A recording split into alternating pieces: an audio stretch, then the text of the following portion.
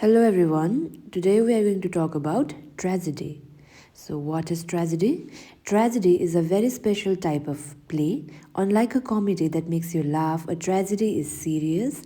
It deals with suffering, sorrow, and the downfall of a main character. Imagine a great person, maybe a king or a hero, who has everything, but then some things go terribly wrong and they lose it all. This is a tragedy. This tradition started a long time ago in ancient Greece. A famous thinker named Aristotle wrote a book called Poetics, where he explained that tragedy isn't just a sad story, it's an imitation of a serious action.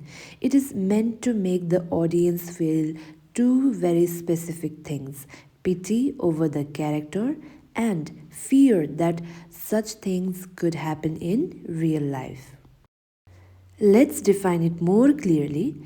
Tragedy shows the fall of a great or noble person. But why? Why do they fall? It's actually because of three things: fate, and a weakness in their personality, or a big error or mistake. Okay? Aristotle used the word imitation. This does not mean it's fake, it means the play represents a real life human action in an artistic way. The goal is to touch your heart. When you see a character suffering, you feel pity because you feel sorry for them. You also feel fear because you realize that as human beings, we are all vulnerable to mistakes. It is very deep emotional experience. Now let's look at the elements of tragedy. As Aristotle said, that every good tragedy needs six parts to be complete. The first one is plot. This is the most important part. It's the sequence of events. A good plot has a beginning, middle, and end, showing how the hero slowly loses everything. The second one is character. This is the tragic hero. Usually they are noble but have a small flaw. And the third one is thought. These are the themes or the big ideas the play is trying to tell us about life. Next is diction. This just means the language. In tragedies, the words used are usually very serious and emotional. Next one is spectacle. This refers to the visuals, the stage effects, the costumes, and the scenery. And last one is song. Back in ancient Greece, they used music or a chorus, a group of singers, to comment on the story. Now let's talk about catharsis. Uh, Catharsis, this is a Greek word that means purification or cleansing. So, have you ever watched a really sad movie, cried your eyes out, and then felt strangely better or lighter afterwards? Yes, right. This is catharsis. Aristotle believed that when we watch a tragedy, we feel pity and fear. By the end of the play, these heavy emotions are released. It's like an emotional wash that leaves the audience feeling more balanced and peaceful. It helps us process our own sadness by watching the story of the hero. Now, Hamartia. This is often called a tragic flaw.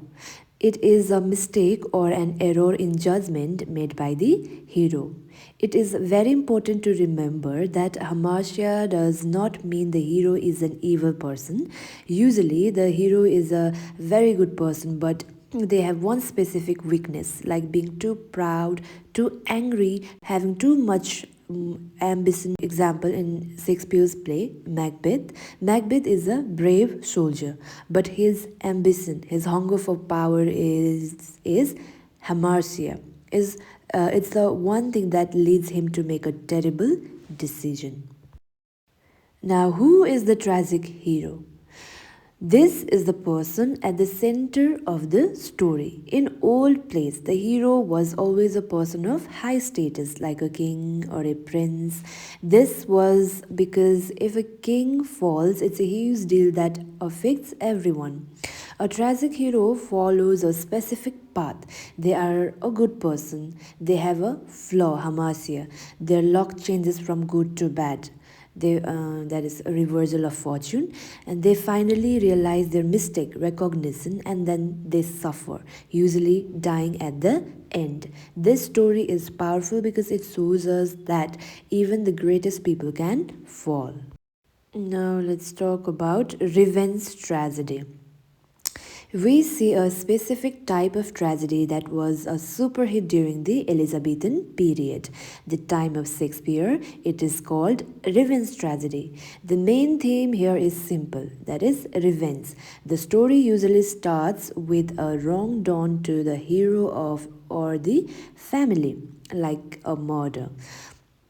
These plays are very exciting because they often have ghosts, madness, violence, and lots of murder.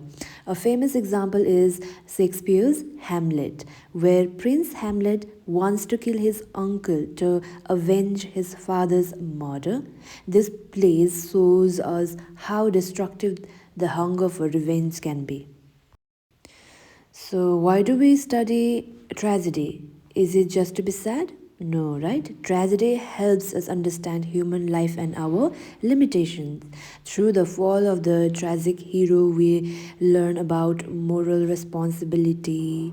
It tells us that our choices matter. And tragedy reflects the idea that even the best people are not perfect and that small mistakes can have huge consequences. So, it is a philosophical way of looking at the world. It teaches us about fate, human nature, and how to face difficult times with dignity. So, tragedy is a powerful literary tool. It deals with the hardest parts of being human, suffering and downfall, but it does so in a way that is engaging and meaningful.